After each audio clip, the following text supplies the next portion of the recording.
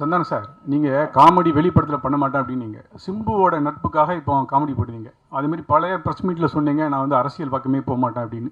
இப்போ அவங்க நண்பர் உதயநிதி சார் வந்து பார்த்தாவா எனக்கு ஹெல்ப் பண்ணு அப்படின்னு அடுத்த மே மாதம் கூப்பிட்டாருன்னா சிம்பு மாதிரி அந்த கொள்கையை மாற்றி ஏதாவது பிரச்சாரத்துக்காவது போகிறதுக்கு ஐடியா இருக்கா? சரி, அரசியலை பொறுத்த வரைக்கும் சார், யார் கூப்பிட்டாலும் யார் இது பண்ணாலுமே ஒரு விஷயம் தான் நான் வந்து தெளிவாக சொல்கிறது என்னென்னா, நீங்கள் உழைச்சா உங்களுக்கு சாப்பாடு, நான் உழைச்சா எனக்கு சாப்பாடு, இதை தவிர வேறு எதுவுமே கிடையாது. பட் நட்பு ரீதியாக சில விஷயங்கள் இருக்குது, இதெல்லாம் பண்ண முடியும், இதெல்லாம் பண்ண முடியாது. இப்போ நான் சிம்பு சார் எஸ்டிஆரில் என்ன கூப்பிட்டாலும் இப்போ அவர் வந்து சந்தானத்துக்கு கம்ஃபர்டபுளாக என்ன காமெடி பண்ண முடியும், அவருக்கு என்ன செய்ய முடியும் கேரக்டரா அப்படின்ற அந்த ஃப்ரீடம் எனக்கு கொடுத்துருக்காரு. அதையே அதையே பண்ணணும் அப்படின்னு அவர் எனக்கு ஃபோர்ஸ் பண்ணல, இல்லை அந்த மாதிரி ஒன்று சொல்லலை. அது மாதிரி உதய் சார் கூப்பிட்டாலும் அதுக்குன்னு சில எனக்கு இந்த கம்ஃபர்டபுள் ஓகே, இதை நான் பண்ண முடியும், நான் வந்து சொல்ல முடியும், இதெல்லாம் எனக்கு ஓகேனா நான் நிச்சயமாக போய் பண்ணுவேன். சார் சந்தானம் சார், அடுத்த வாரம் பார்த்தீங்கன்னா நீங்கள் நடித்த படம், சூரி நடித்த படம், யோகி பாபு நடித்த படம், உங்களுக்குள்ளாரே ஒரு போட்டி வந்துடுச்சு. அது எப்படி பார்க்க? ஏன் மற்ற இன்னொருத்தர் விட்டுட்டிங்களே, டாம் க்ரூஸ், மிஷன் இம்பாசிபிள், அவரே சேர்த்துக்குங்க. ஏன் ஹாலிவுட்டுங்களை விட்டுட்டீங்க? அப்புறம் ஃபைனல் டெஸ்டினேஷன், அந்த ஹீரோ பேர் என்ன, ஹீரோயின் பேர் என்ன, பேர் தெரியல, அவங்களே சேர்த்துங்க. 5 பேர். தமிழ்நாட்டை விட்டு தான் அதனால் தெரியல.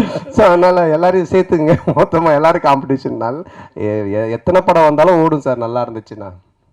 சார் ஆர்யா சார், நீங்கள் இதில் ப்ரொடியூசராக மட்டும் ரோல் பண்ணுறீங்களா, இல்லை ஏதாவது ஒரு சின்ன கேமியோ ரோல்?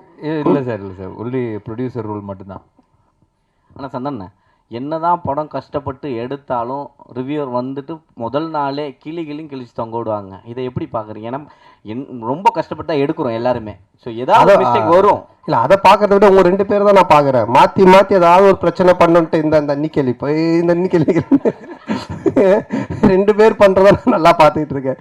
சரி, அப்படிலாம் கிடையாது. நல்ல படம் வந்தால் நல்லா இருக்குன்னு தான் சொல்கிறாங்க. ஓகேங்களா? ஸோ வந்துட்டு இப்போ இவர் ப்ளூ சட்டை மாறனே பார்த்தீங்கன்னா எல்லா படத்தையும் அவர் கழிவு ஊற்றுறது இல்லை, நல்ல படத்தை நல்லா இருக்குன்னு தான் சொல்கிறாரு அவர். இந்த மாதிரி எல்லாம் நிறைய ரிவ்யூஸ் வந்து நல்லா இருக்கிற படத்தை நல்லா இருக்குன்னு சொல்கிறாங்க. அதனால் இது நல்லா இருந்துச்சுன்னா நல்லா இருக்குன்னு சொல்ல போகிறாங்க, அவ்வளோதான். தப்பு இருந்துச்சுன்னா நாங்கள் பார்த்துட்டு இது தப்பாக இருந்தால் உண்மையிலேயே நாங்கள் திருத்திக்க பார்ப்போம். தப்பு இல்லைன்னா அவர் சரி விரா அவர் ஏதோ சொல்கிறான்னு சொல்லிட்டு போவோம், அவ்வளோதான்.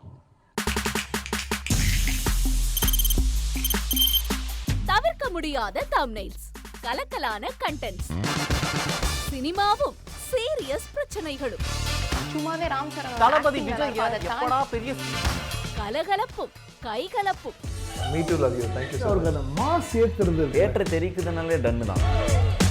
பிரேக்கே இல்லாமல் பிரேக்கிங் நியூஸ் சொல்லும் தந்தி டிவி ஆப். இன்ஸ்டா தலைமுறை வரை இறங்கி அடிக்கும் தந்தி டிவியின் டிஜிட்டல் எக்ஸ்க்ளூசிவ். பாடி காமிச்சிங்க, அது அதை விட மோசம். இல்ல பாடி காமிச்சிங்கன்னா அது இன்னும் வெரி பேட். தந்தி டிவி ஆப்பை இலவசமா டவுன்லோட் செய்யுங்க, ஃபாலோ பண்ணுங்க, சப்ஸ்கிரைப் பண்ணுங்க, என்ஜாய் பண்ணுங்க.